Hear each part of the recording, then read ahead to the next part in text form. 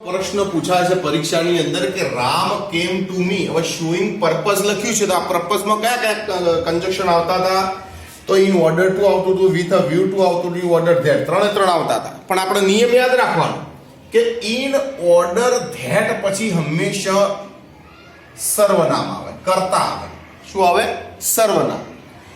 With a view to પછી verb ING, આ સાચું છે. ઇન ઓર્ડર ટુ પછી વર્બ વન હોય પણ અહીંયા વર્બ આઈએનજી છે.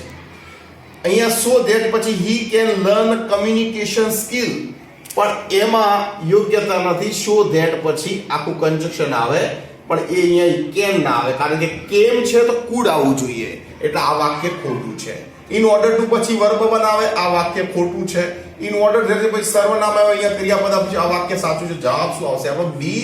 વિથ અ વ્યૂ ટુ પછી વર્બ આઈએનજી છે તો પેટર્ન મુજબ બી આવશે. ત્યારબાદ second, had he been in time, condition in past છે. સાચું છે કે હેડ થી પણ વાક્યની શરૂઆત થાય તો એમાં શું આવશે? તો સેકન્ડ સેન્ટેન્સ આપણે તમને મેં કીધું હતું વુડ કે કુડ લખેલું હોય, વુડ કે કુડ લખેલું હોય એના પછી હેવ હોય અને પછી V3 હોય તો એવું કઈ છે હી કેન ના આવે. ધ મીટિંગ કુડ હેવ, આ થોડું થોડું લાગે છે. કુડ હેવ અટેન્ડેડ અને બોથ બી એન્ડ સી તો બોથ બી અને સી આવશે.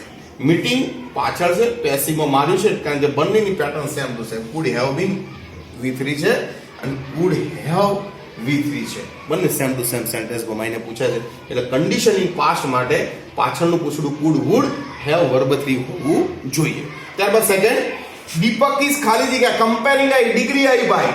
ડિગ્રીમાં ખાસ યાદ રાખવાનું is the cleverest boy in the school. આ પહેલું સાચું લાગે છે, ક્લેવરેસ્ટ લખેલું છે. મોર clever than any other boy in the class, આ પણ સાચું લાગે છે ડિગ્રી મુજબ.